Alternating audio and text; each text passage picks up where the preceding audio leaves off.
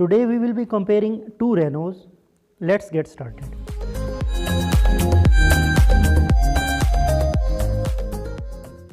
So here are the devices, and it looks like Oppo has reduced the box length with the Reno 3 Pro. I have unboxed both of the devices in separate videos, so you can check them out too down below in the description. I will post the link there. So for now, let's get rid of these boxes.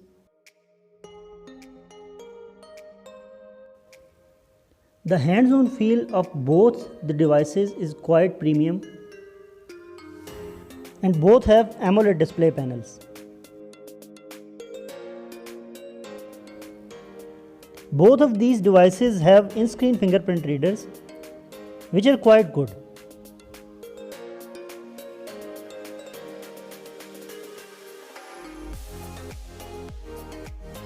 The Reno 3 Pro comes with a dual punch hole camera setup, which captures great details. Whereas Reno has a unique looking pop-up camera on the front. Let me show you.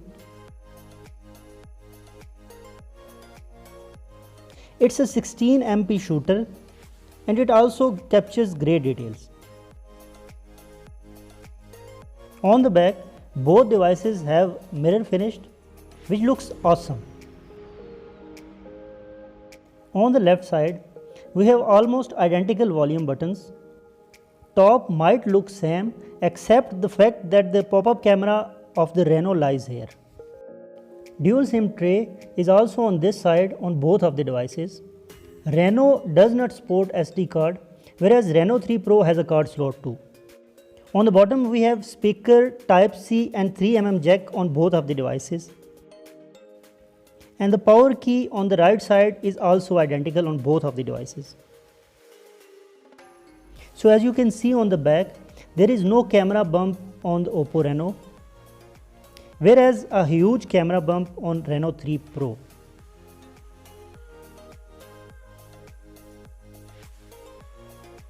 Oppo Reno packs a 3765 mAh battery, which is capable of fast charging up to 20 watt. Reno 3 Pro on the other hand has a massive 4025 mAh battery, which has up to 30 watt fast charging support. So the Oppo Reno has a Gorilla Glass 6 back and a metal frame, which makes it heavier than the Reno 3 Pro. Its weight is around 185 gram.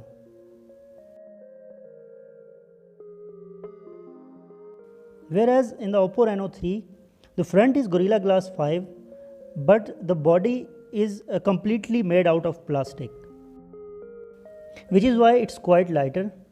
But you really can't tell the difference between the glass and the plastic just by looking.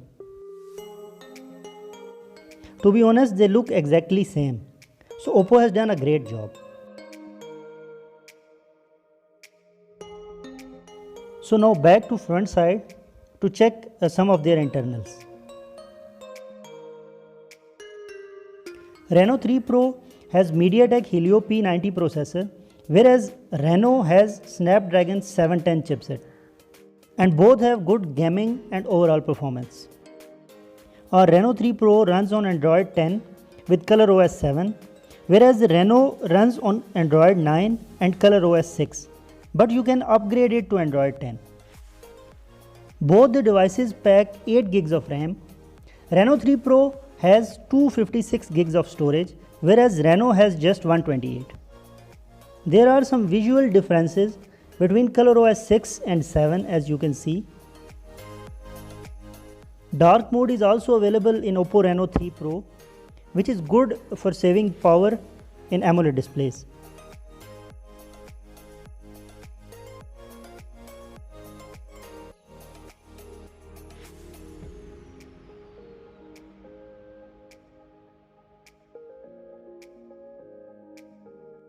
With this new ColorOS 7, there are some detailed customizations you can do with your phone. like changing the size and layout of icons, which was not available on ColorOS 6.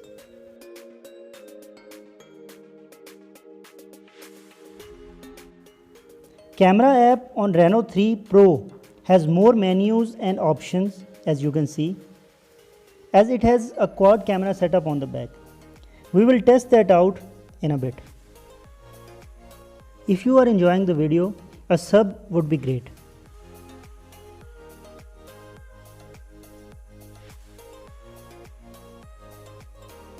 Display on the Reno 3 Pro is a 6.5-inch Super AMOLED display which has perfect viewing angles and colors.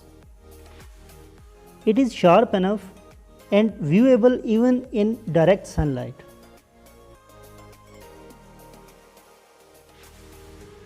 Oppo Reno also comes with 6.5-inch AMOLED display but has no notch or cutout thanks to the pop-up selfie camera.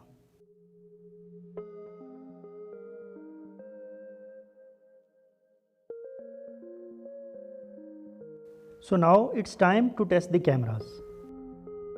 Reno 3 Pro is packed with a quad camera setup, a 64MP camera with a 13MP telephoto, 8MP ultra-wide and a 2MP depth sensor.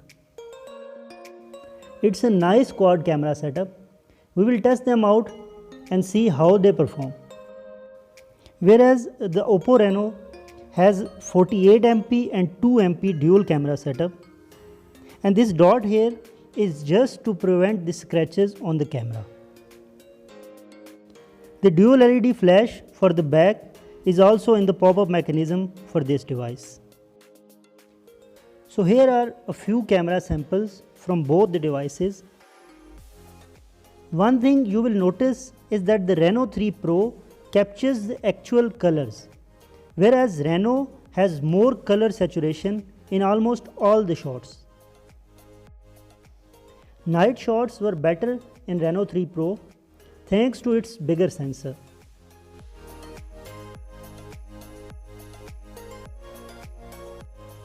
Overall, both the devices are great.